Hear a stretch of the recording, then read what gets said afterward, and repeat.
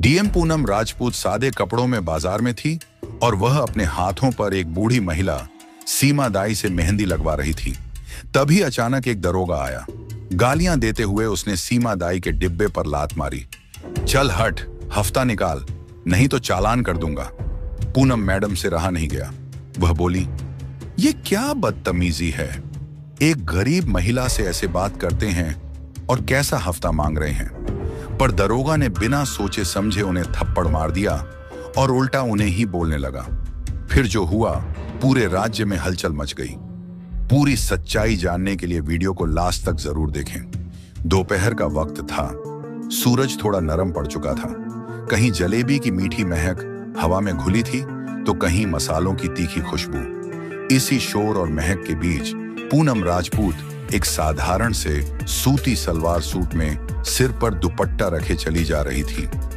उन्हें देखकर कोई कह नहीं सकता था कि यह वही महिला है जिसके एक दस्तखत से पूरे जिले की किस्मत के फैसले होते हैं। वह जिले की डिस्ट्रिक्ट मजिस्ट्रेट यानी डीएम थी। पूनम को इस तरह गुमनाम होकर शहर की गलियों में घूमना पसंद था। ऐसे बड़े दफ्तरों और फाइलों के ढेर में असली दुनिया कहीं खो जाती है। लोगों की असली तकलीफें, उनकी छोटी छोटी खुशियां, उनका संघर्ष, ये सब जानने के लिए उनके बीच का ही बनना पड़ता है। आज भी वह यही कर रही थी। पिछले कुछ हफ्तों से शहर के छोटे दुकानदारों और फेरी वालों पर पुलिस की ज्यादती की शिकायतें आ रही थीं, लेकिन शिकायतें बेनाम थीं। डर के मारे कोई सामने नहीं आता था। पूनम आज अपनी आंखों से सच्चाई देखना चाहती थी।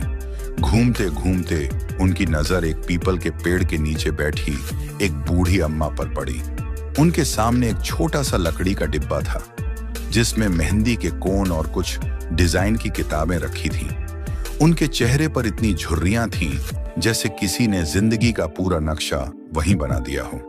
आंखों पर मोटा सा चश्मा था, लेकिन उनकी नजर अब भी तेज थी।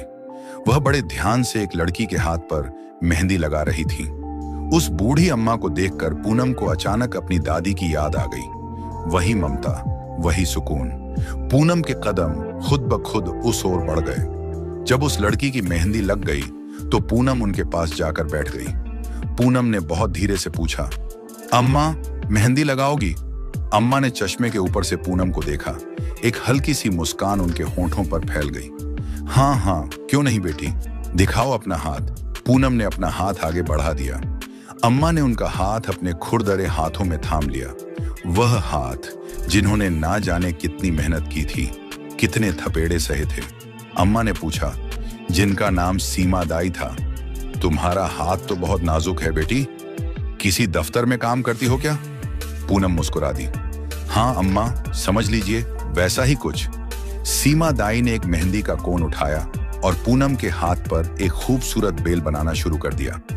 उनके हाथ कांप नहीं रहे थे, उनमें एक कलाकार की सधाई थी। हर एक घुमाव, हर एक पत्ती जैसे जिंदा हो रही हो। पूनम खामोशी से उन्हें देखती रही। उन्हें महसूस हो रहा था कि सीमा दाई सिर्फ मेहंदी नहीं लगा रही है, बल्कि अपने जीवन भर का अनुभव उस कला में घोल रही है। कितना कमाल लेती हो दिन भर में अम्मा, पूनम ने माहौल को हल्का करने के लिए पूछा। सीमा दाई ने एक गहरी सांस ली। बस बेटी, दाल रोटी चल जाती है। पोता है मेरा, स्कूल जाता है, उसकी किताबों का खर्चा निकल जाए, बस उतनी ही दुआ करती हूँ। अब इन हाथों में पहले जैसी ताकत कहाँ रही। उनकी आवाज में एक थकान थी, एक दर्द था जिसे पूनम ने साफ महसूस किया। पूनम का दिल भर आया। वह सोचने लगी कि कैसे कुछ लोग अपनी पूरी जिंदगी बस 2 वक्त की रोटी के जुगाड़ में गुजार देते हैं, और दूसरी तरफ वह लोग हैं जिन्हें किसी की मेहनत की कोई कदर नहीं। सीमा दाई ने पूछा, डिजाइन अच्छा लग रहा है ना बेटी? पूनम ने ईमानदारी से कहा, बहुत सुंदर अम्मा, आपके हाथों में जादू है। वह दोनों अपनी ही दुनिया में खोए हुए थे।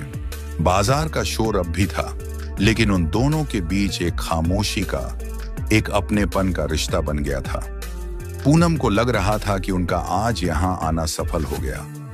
उन्होंने उस आम जिंदगी को छू लिया था जिसे वह अक्सर अपनी सरकारी गाड़ी की खिड़की से दूर से देखती थी।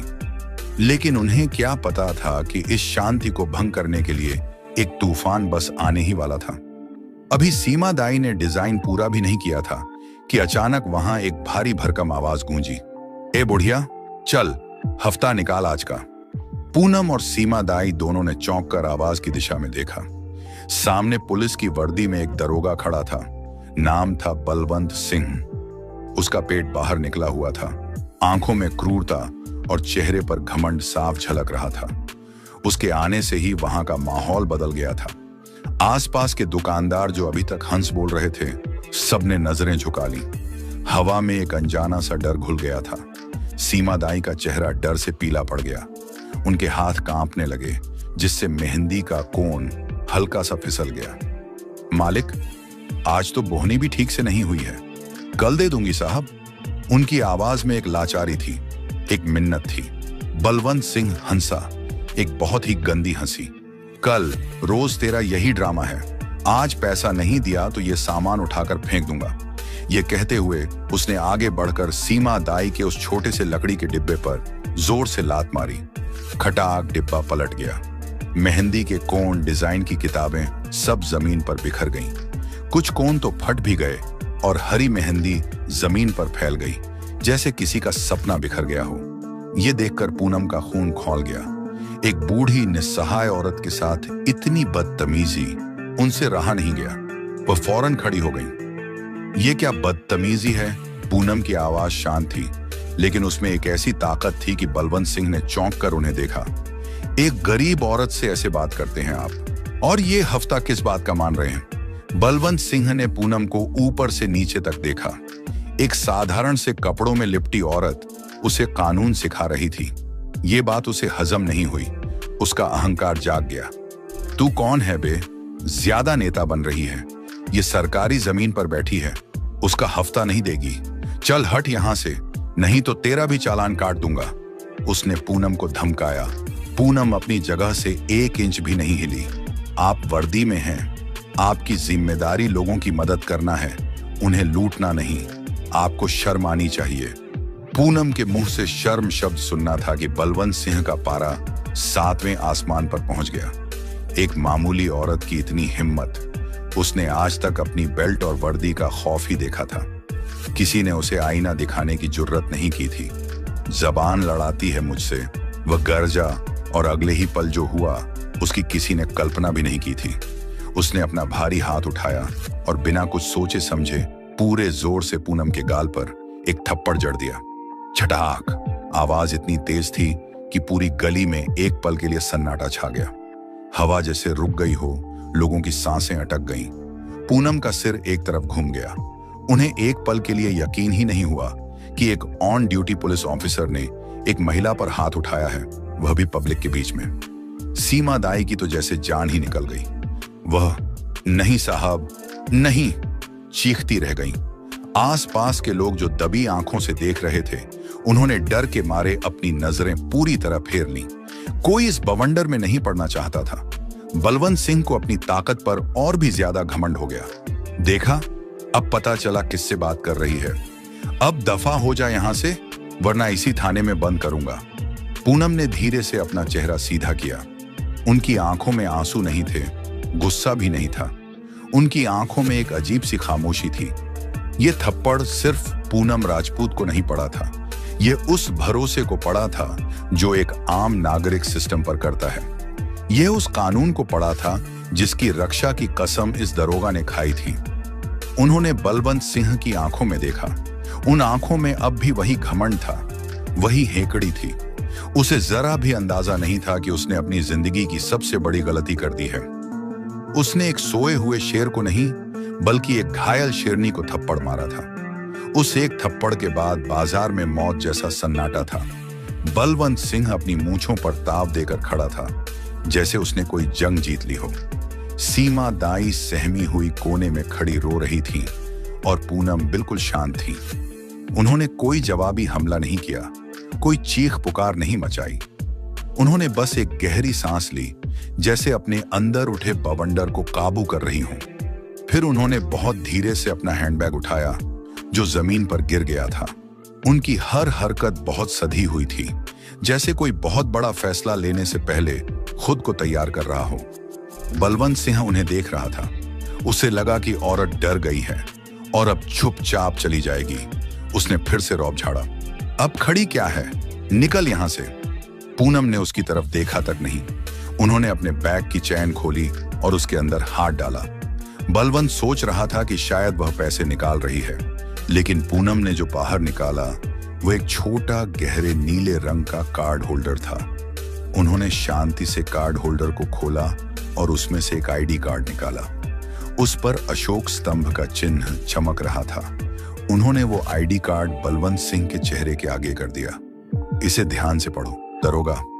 पूनम की आवाज अब भी शांत थी, लेकिन उसमें एक ऐसी अथॉरिटी थी, एक ऐसा वजन था कि बलवंत सिंह को अनचाहे ही उस कार्ड पर नजर डालनी पड़ी। उसने कार्ड पर लिखे शब्दों को पढ़ना शुरू किया। नाम पूनम राजपूत, पद डिस्ट्रिक्ट मजिस्ट्रेट, जिला अधिकारी। जैसे ही उसने डिस्ट्रिक्ट मजिस्ट्रेट शब्द पढ़ा, उसके साथ क्या हुआ उसे शब्दों में बयां करना मुश्किल है। एक पल के लिए उसे लगा जैसे उसके पैरों के नीचे की जमीन किसी ने खींच ली हो, आसमान जैसे सिर पर आ गिरा हो। उसके कानों में पूनम की आवाज नहीं, बल्कि एक जोरदार धमाका गूंज रहा था। उसका चेहरा, जो अभी तक घमंड और गुस्से से लाल था, एक सेकंड में सफेद पड़ गया। माथे पर पसीने की बूंदें उभर आईं। उसके हाथ पैर कांपने लगे। उसे अपनी आंखों पर यकीन नहीं हो रहा था। जिस औरत को वह एक मामूली लाचार औरत समझकर थप्पड़ मार चुका था, वो इस पूरे जिले की मालिक थी, उसकी सबसे बड़ी बॉस। मैडम, उसके मुंह से सिर्फ इतना ही निकल पाया। उसकी आवाज एक डरे हुए चूहे जैसी लग रही थी। जो रोब, जो हेकड़ी कुछ सेकंड पहले उसके चेहरे पर थी, वो ऐसे गायब हुई जैसे कभी थी ही नहीं। अगले ही पल वो घुटनों के बल जमीन पर गिर पड़ा। नहीं, वो गिरा नहीं, वो धड़ाम से पूनम के पैरों पर गिर गया। मैडम जी, गलती हो गई, मुझे माफ कर दो मैडम। वह गिड़गिड़ाने लगा, पूनम के पैरों को पकड़ने की कोशिश करने लगा। मैंने आपको पहचाना नहीं, मुझसे बहुत बड़ी भूल हो गई। मेरे बीवी बच्चे हैं मैडम, मेरा करियर बर्बाद हो जाएगा, मुझे माफ कर दो। अब तक जो लोग डर के मारे मुंह फेर कर खड़े थे, वो भी यह नजारा देखकर दंग रह गए। वर्दी वाला दरोगा, जो कुछ देर पहले तक शेर बना घूम रहा था, अब एक साधारण सी दिखने वाली महिला के पैरों में भीगी बिल्ली बना पड़ा था। बाजार में अब कानाफूसी शुरू हो गई। ये तो डीएम साहिबा हैं। पूनम ने अपने पैर पीछे खींच लिए। उनकी आंखों में अब नफरत नहीं, बल्कि घृणा थी। जब तुम एक बेबस बुढ़िया पर लात मार रहे थे, तब तुम्हें उसके बच्चे याद नहीं आए? जब तुम एक महिला पर हाथ उठा रहे थे, तब तुम्हें अपना परिवार याद नहीं आया? तुम्हारी वर्दी लोगों की हिफाजत के लिए है, उन पर जुल्म करने के लिए नहीं। पूनम ने अपना फोन निकाला और एक नंबर डायल किया। दूसरी तरफ से शहर के एएसपी, सुपरिटेंडेंट ऑफ पुलिस की आवाज आई। Hello madam. एसपी साहब, मैं पूनम राजपूत बोल रही हूँ। मैं इस वक्त पुराने बाजार में खड़ी हूँ। यहाँ आपके एक दरोगा बलवंत सिंह ने ऑन ड्यूटी एक गरीब महिला से अवैध वसूली की, उसके साथ बदसलूकी की, और जब मैंने रोका तो मेरे साथ भी हाथापाई की। दूसरी तरफ फोन पर सन्नाटा छा गया। एसपी को यकीन नहीं हो रहा था कि वो क्या सुन रहे हैं।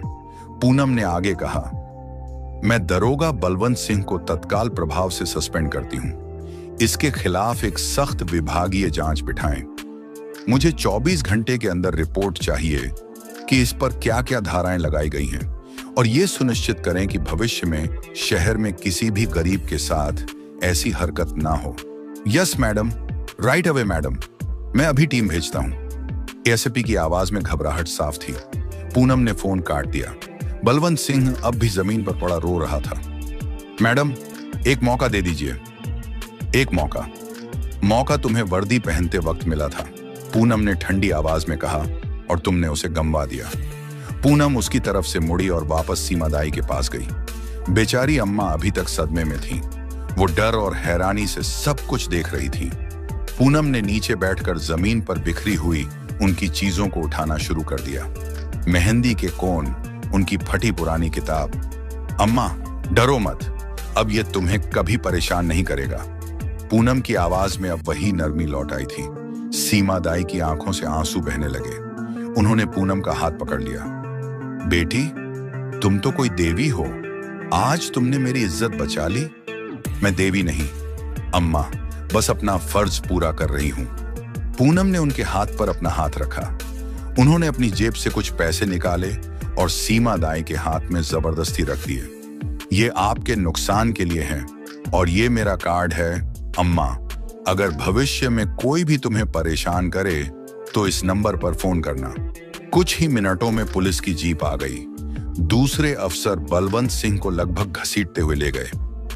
बाजार के लोग अब पूनम के आसपास जमा हो गए थे। उनकी आंखों में डर की जगह अब सम्मान और उम्मीद थी। आज उन्होंने न्याय को अपनी आंखों से देखा था, किताबों में पढ़ा नहीं था। पूनम ने भीड़ को देखा, सीमा दाई के चेहरे पर आए सुकून को देखा और फिर अपने जलते हुए गाल को छुआ। आज दर्द तो हुआ था, लेकिन इस दर्द ने उन्हें उनके मकसद की ओर करीब ला दिया था। वह वापस अपनी गाड़ी की तरफ चल दी, लेकिन आज वो सिर्फ एक डीएम नहीं थी, वो लोगों के लिए उम्मीद की एक किरण थी। इस बात का जीता जागता सबूत कि जब सादे कपड़ों में भी इरादे नेक हों तो न्याय होकर रहता है। अगली सुबह डीएम आवास पर सूरज की पहली किरणें दस्तक दे रही थीं, लेकिन पूनम राजपूत काफी पहले से जाग चुकी थी। रात भर उन्हें ठीक से नींद नहीं आई थी।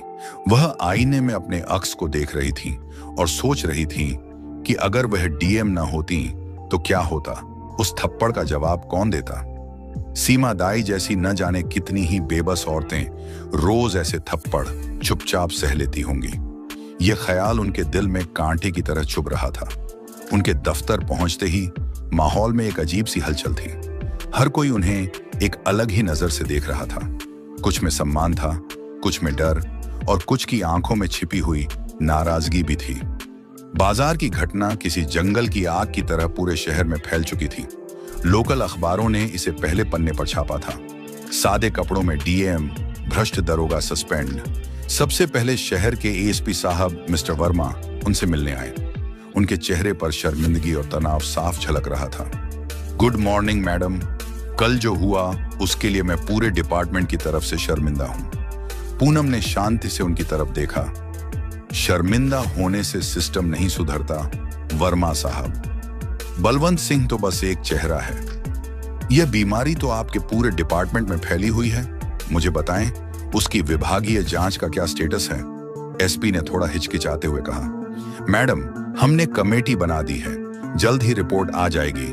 फिर धीमी आवाज में बोले, मैडम एक बात कहनी थी। वह जो बलवंत सिंह है उसके ताल्लुकात लोकल एमएलए रमन चौधरी से काफी अच्छे हैं। एमएलए साहब का फोन आया था मेरे पास, कह रहे थे कि लड़के से गलती हो गई, ज्यादा सख्ती न की जाए। पूनम की आंखों में एक सर्द चमक आ गई। तो आप मुझसे यह कहने आए हैं कि मैं एक गुंडे भ्रष्ट ऑफिसर पर इसलिए नरमी बरतूं क्योंकि उसके ऊपर एक नेता का हाथ है? एसपी वर्मा ने घबराकर सफाई दी। नहीं नहीं मैडम, मेरा वह मतलब नहीं था। मैं तो बस आपको सिचुएशन बता रहा था। पूनम ने दृढ़ता से कहा। सिचुएशन मैं अच्छी तरह समझ रही हूं एसपी साहब, और अब आप भी समझ लीजिए। जांच निष्पक्ष होगी और कानून अपना काम करेगा। बीच में कोई भी आए, अंजाम अच्छा नहीं होगा। एसपी वर्मा चुपचाप सिर झुकाकर कमरे से बाहर चले गए। पूनम समझ गई थी कि यह लड़ाई सिर्फ एक दरोगा से नहीं, बल्कि पूरे सड़े गले सिस्टम से है जो ऐसे लोगों को बचाता है। उधर पुराने बाजार में आज माहौल बदला हुआ था। जिस पीपल के पेड़ के नीचे सीमा दाई बैठती थीं, आज वहां लोग उनसे मिलने आ रहे थे। कोई उन्हें चाय पिला रहा था तो कोई हिम्मत दे रहा था। वह रातों रात एक गुमनाम बुढ़िया से हिम्मत की मिसाल बन गई थी, लेकिन इस सम्मान के साथ साथ उनके दिल में एक डर भी था। वह जानती थी कि बलवंत सिंह जैसे लोग चुप बैठने वालों में से नहीं हैं। उन्होंने कल डीएम साहिबा का दिया हुआ कार्ड अपनी साड़ी के पल्लू में मजबूती से बांध रखा था। वह कार्ड अब सिर्फ एक कागज का टुकड़ा नहीं, बल्कि उनका सबसे बड़ा सहारा था। वहीं अपने सरकारी क्वार्टर में सस्पेंड हुआ बलवंत सिंह गुस्से और बेबसी में चक्कर काट रहा था। वर्दी उतरते ही उसका सारा रौब खत्म हो गया था। उसे यकीन नहीं हो रहा था कि एक औरत की वजह से उसकी सालों की कमाई और इज्जत मिट्टी में मिल गई। उसने फोन उठाया और एमएलए रमन चौधरी को मिलाया। हाँ भाई बलवंत, क्या हुआ? दूसरी तरफ से आवाज आई। नेताजी, बचा लो मुझे। उस नई डीएम ने तो मुझे सस्पेंड कर दिया। कह रही है कि नौकरी से ही निकाल देगी। आपने तो कहा था कि आपका राज है, कोई मेरा कुछ नहीं बिगाड़ सकता। बलवंत लगभग रोते हुए बोला, शांत हो जा। रमन चौधरी ने कहा, औरत है, नई नई आई है, जोश ज्यादा है, 2-4 दिन में ठंडा हो जाएगा। मैं देखता हूं क्या करना है, तू बस कुछ दिन शांत बैठ। फोन कट गया, लेकिन बलवंत को शांति नहीं मिली। उसे बदला लेना था, उस डीएम से भी और उस बुढ़िया से भी जिसकी वजह से यह सब शुरू हुआ था। पूनम ने इस घटना को एक चेतावनी की तरह लिया। उन्होंने शहर के सभी विभागों में भ्रष्टाचार के खिलाफ एक मुहिम छेड़ने का फैसला किया। ऑपरेशन शुद्धि नाम से एक स्पेशल सेल बनाया गया और एक हेल्पलाइन नंबर जारी किया गया, जिस पर कोई भी आम आदमी घूसखोरी या अफसरशाही की शिकायत कर सकता था। यह खबर फैलते ही भ्रष्ट अधिकारियों और उनके राजनीतिक आकाओं में खलबली मच गई। पूनम का कदम सीधे उनके पेट पर लात मारने जैसा था। एक दिन एमएलए रमन चौधरी खुद शिष्टाचार मुलाकात के बहाने पूनम के ऑफिस पहुंच गए। मैडम, आप बहुत अच्छा काम कर रही हैं, चौधरी ने नकली मुस्कान के साथ कहा। बस मेरा एक छोटा सा निवेदन था, वह बलवंत वाला मामला देखिए, गलती इंसानों से ही होती है। वह बेचारा अपने के पर बहुत शर्मिंदा है, अगर आप उसे एक मौका दे दें तो। पूनम ने उनकी बात बीच में ही काट दी। एमएलए साहब, आपका काम कानून बनाना है, कानून तोड़ने वालों को बचाना नहीं। और जहां तक मौके की बात है, उसे अपनी गलती सुधारने का मौका जेल में जरूर मिलेगा। रमन चौधरी का चेहरा उतर गया। वह समझ गया कि यह महिला बातों से नहीं मानेगी। आप समझ नहीं रही हैं मैडम, सिस्टम में रहकर सिस्टम से लड़ाई नहीं की जाती। यह एक सीधी सीधी धमकी थी। मैं डरने नहीं, सिस्टम को साफ करने आई हूं चौधरी साहब, पूनम ने बिना डरे जवाब दिया। उस मुलाकात के बाद पूनम पर दबाव और बढ़ गया। कभी किसी बड़े मंत्री के ऑफिस से फोन आता तो कभी कोई पुराना अफसर उन्हें समझाने की कोशिश करता, लेकिन पूनम अपने इरादे की पक्की थी। लेकिन उनके दुश्मन जानते थे कि पूनम पर सीधे वार करना मुश्किल है, इसलिए उन्होंने उसकी सबसे कमजोर नस को दबाने का फैसला किया, सीमा दाई। एक शाम जब सीमा दाई अपना सामान समेटकर घर जाने की तैयारी कर रही थीं, 2 अनजान आदमी मोटरसाइकिल पर उनके पास आकर रुके। अम्मा, आजकल बड़ी मशहूर हो गई हो, उनमें से एक ने कहा। उसकी मुस्कान में अपनापन नहीं, झड़ था। तुम्हारी वजह से हमारा भाई बलवंत परेशान है। अगर तुम अपनी और अपने पोते की सलामती चाहती हो तो कल जाकर डीएम मैडम के ऑफिस में बयान दे देना कि सब गलती तुम्हारी थी। दरोगा जी तो बस समझा रहे थे। सीमा दाई का दिल दहल गया। उनके पोते का नाम सुनकर उनकी सारी हिम्मत जवाब दे गई। नहीं, मैं ऐसा नहीं कर सकती, वह कांपती आवाज में बोली। सोच लो अम्मा, दूसरे आदमी ने कहा।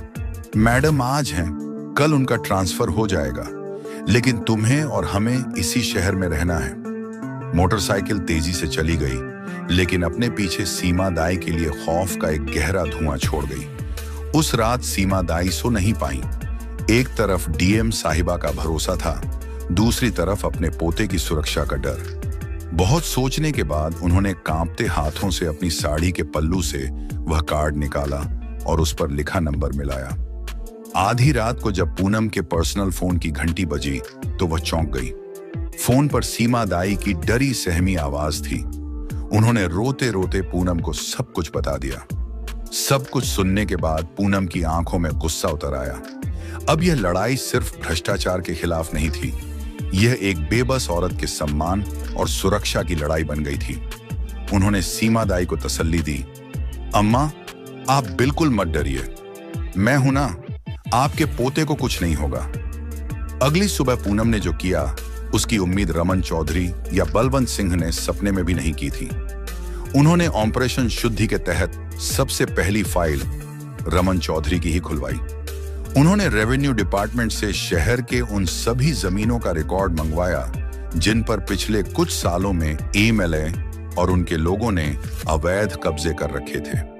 बलवंत सिंह जैसे पुलिस वाले ही इन कब्जों को कानूनी संरक्षण देते थे। पूनम ने नगर निगम की टीम को साथ लिया और अगले 48 घंटों में शहर के बीचों बीच रमन चौधरी के एक अवैध शॉपिंग कॉम्प्लेक्स पर बुलडोजर चलवा दिया। यह एक सीधा और खुला हमला था। शहर में हड़कंप मच गया। मीडिया में पुलिस नेता भूमाफिया के गठजोड़ की खबरें सुर्खियां बन गईं। रमन चौधरी, जो कल तक पूनम को धमकी दे रहा था, अब अपना साम्राज्य बचाने के लिए भाग दौड़ कर रहा था। उसके पास अब बलवंत जैसे एक छोटे मोटे दरोगा के लिए सोचने का वक्त नहीं था। राजनीतिक संरक्षण हटते ही पुलिस डिपार्टमेंट भी हरकत में आ गया। बलवंत सिंह के खिलाफ विभागीय जांच तेजी से पूरी हुई। उसे न सिर्फ नौकरी से बर्खास्त डिमिस कर दिया गया, बल्कि उसके खिलाफ सरकारी पद का दुरुपयोग करने, एक महिला पर हाथ उठाने और अवैध वसूली के आरोप में आपराधिक मुकदमा भी दर्ज कर लिया गया। कुछ हफ्तों बाद पूनम फिर उसी पुराने बाजार में गई। इस बार भी वह सादे कपड़ों में थी। उन्होंने देखा सीमा दाई उसी पीपल के पेड़ के नीचे बैठी थीं, लेकिन आज उनके चेहरे पर दर्द नहीं, बल्कि एक अजीब सा सुकून और आत्मविश्वास था। बाजार का माहौल भी बदला बदला सा था। फेरी वाले अब बिना किसी खौफ के अपना काम कर रहे थे। पूनम चुपचाप जाकर सीमा दाई के पास बैठ गई और अपना हाथ आगे बढ़ा दिया। सीमा दाई ने उन्हें देखकर मुस्कुराई। उनकी आंखों में ढेर सारा आभार था। उन्होंने बिना कुछ कहे पूनम के हाथ पर मेहंदी लगानी शुरू कर दी। पूनम ने धीरे से पूछा, अम्मा, तुम्हारा पोता कैसा है? सीमा दाई ने जवाब दिया, बहुत अच्छा है मैडम जी। अब स्कूल जाते वक्त डरता नहीं है। कहता है मेरी दादी दुनिया की सबसे बहादुर औरत है। पूनम मुस्कुरा दी। आज उनके हाथ पर लगी मेहंदी की डिजाइन पहले से भी ज्यादा खूबसूरत लग रही थी, क्योंकि इस बारिश में सिर्फ कला नहीं, बल्कि इंसाफ का, हिम्मत का और एक नए भरोसे का रंग भी घुला हुआ था। एक थप्पड़ ने जो कहानी शुरू की थी, उसका अंत एक पूरे शहर के लिए नई सुबह लेकर आया था। तो दोस्तों, ये थी डीएम पूनम राजपूत की कहानी। बाजार की उस हलचल भरी दोपहर ने यह साबित कर दिया था कि असली ताकत वर्दी में नहीं, बल्कि इंसान की नियत और हौसले में होती है। पूनम राजपूत ने यह दिखा दिया कि न्याय करने के लिए मंच या माइक की जरूरत नहीं, बल्कि एक सच्चे दिल की आवाज ही काफी है। उस दिन लोग पहली बार समझ पाए कि जिला अधिकारी सिर्फ किसी ऊंची कुर्सी पर बैठा आदेश देने वाला नहीं होता, बल्कि वह उनके बीच भी चल सकता है, उनकी आंखों में देख सकता है और उनके दर्द को महसूस कर सकता है। सीमा दाई जैसे अनगिनत गरीब लोग उस दिन यह यकीन लेकर लौटे कि जब तक पूनम जैसी अफसर जिंदा है, भ्रष्ट बलवंत जैसे लोग चाहे कितने भी रुतबा वाले क्यों ना हों, उनके लिए यह धरती अब पहले जैसी आसान नहीं रही। और पूनम, उन्होंने आसमान की तरफ देखा, गहरी सांस ली और खुद से वादा किया, लड़ाई लंबी है, लेकिन हर गरीब की आहट मुझे सुनाई देगी और मैं उनके लिए हमेशा खड़ी रहूंगी। उस पल भीड़ के बीच खड़ी वह साधारण औरत ही लोगों की असली मसीहा बन चुकी थी। तो दोस्तों, आज के लिए इतना ही। वीडियो अच्छी लगी हो तो वीडियो को लाइक करके कमेंट में जय हिंद जरूर लिखें। धन्यवाद।